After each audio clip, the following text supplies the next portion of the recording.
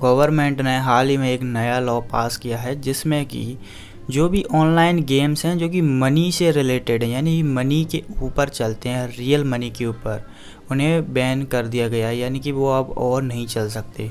Money games जैसे कि MPL, Probo, dream 11, ऐसे कुछ गेम जो कि मनी के ऊपर ही चलते थे। यानी कि इसमें आप पैसा लगाते थे और या तो आप जीत सकते हो या तो आप हार जाते हो।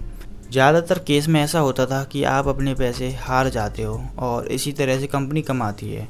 अब जैसे कि एक एग्जांपल के थ्रू मैं आपको बताऊं, MPL ऐप में कई सारे गेम होते हैं। उनमें से कैरम का गेम होता है, कुछ सबवे सर्फर जैसे गेम होते हैं जिनमें आपको एक स्कोर तक पहुंचना होता है। अब कैरम वाले गेम की बात करें तो उसमें आपको 5 रुपये लगाना होता था और दूसरी साइड से जो बंदा खेल रहा है उसे भी 5 रुपये लगाना होता था। जो भी जीतता था उसे मिलते थे 7.5 कुछ और 2.5 रुपये वो टैक्स के रूप में काट लेते थे। तो यहाँ पर समझने वाली बात यह है, जो दूसरा बंदा हार गया उसके पूरे पैसे गए और कंपनी की कमाई हो गई 2.5 रुपये, चाहे वो टैक्स कह लो या कुछ भी कह लो, बाकी आपको मिल गए 7.5 रुपये। तो इस तरीके से आपको लालच दिया जाता था। लेकिन जैसे जैसे गेम आप खेलते जाते थे डिफ़िकल्टी बढ़ती जाती थी और आप कैसे कह सकते हो कि सामने कोई बंदा खेल रहा है। कई बार कह भी नहीं सकते कि सामने कोई बंदा खेल रहा है या फिर वो बॉट है, यानी कि कंपनी के द्वारा बनाया गया।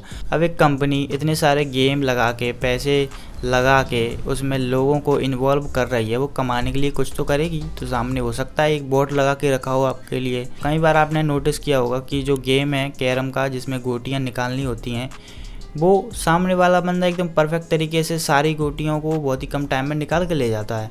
तो कैसे कह सकते हो कि वो एक इंसान है। और कंपनी का फ़ायदा तो देखो हमेशा होता है, आप हारो या दूसरा हारे, वो एक टैक्स के रूप में कुछ पैसे काट लेते हैं जो कि कंपनी के पास ही जाते हैं। यानी हर गेम में कंपनी कुछ पैसे जीतती ही है। तो कुछ इस तरीके के गेम थे जिनमें लोग अपना रियल मनी लगाते हैं, UPI के थ्रू बैंक से अपने पैसे ऐड कर लेते हैं। इस तरह के गेम जो हैं बैन हो गए हैं, अब ये दोबारा नहीं चल सकते। और इनमें कुछ पेमेंट करने वाली कंपनी होती थी, जैसे कि आपने देखा होगा रेजर पे करके या फिर जूपी करके। ये जो थर्ड पार्टी कंपनीज थी ये इन कंपनियों के साथ में मिलकर पेमेंट को मैनेज करती थी। यानी कि आपको जो पेमेंट आता था, आपने कई बार देखा होगा पेटीएम में जो भी पैसे आए हैं वो MPL के द्वारा नहीं, वो किसी एक अदर थर्ड पार्टी के द्वारा आए हैं। तो उनको भी सरकार ने बोला है बैंक से, इनको आपको रोकना है, इनके साथ में काम नहीं करना, जिससे कि आगे फिर ऐसा कोई ये गेम वगैरह चालू ना कर पाएँ। तो अब बात करें PUBG फ्री फायर की। PUBG फ्री फायर देखिए अलग गेम हो गया। उसमें ऐसा ज़रूरी नहीं कि आपको पैसे लगाना ही पड़ेंगे, उसमें आप बिना पैसे लगा के भी खेल सकते हो। पैसे उसमें लगाए जाते हैं जिससे कि कॉस्ट्यूम खरीदना, कुछ भी जो भी नया सामान आया आपके कैरेक्टर को इम्प्रूव कर सकता है, ऐसा कुछ चीज़ें। लेकिन उसमें चॉइस है, आपको ख़रीदना चाहो तो खरीद सकते हो, नहीं तो नहीं खरीदो। लेकिन MPL और ड्रीम 11 जैसे ऐसे गेम हैं, इनमें आपको कुछ पैसे लगाने पड़ते हैं।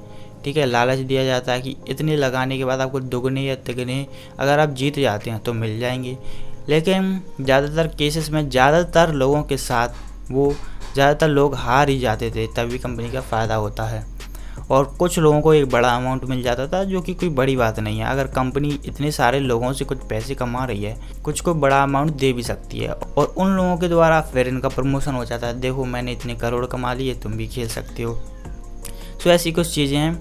यानी कि जिन गेम्स में रियल मनी यूज़ होती थी, लोग बैंक से डिपॉजिट करके ऐप में या वेबसाइट में लगाते थे फिर खेलते थे, उस तरह की ऐप बैन हो चुके हैं अब। और जो फ्री फायर PUBG है वो एक अलग तरह के गेम है, इनको बिना पैसे लगाए भी आप खेल सकते हैं। सो उम्मीद है आपको क्लियर हो गया होगा कि BGMI और फ्री फायर बैन नहीं होने वाला है। सो आप बिंदास होकर गेम्स को आगे खेल सकते हो।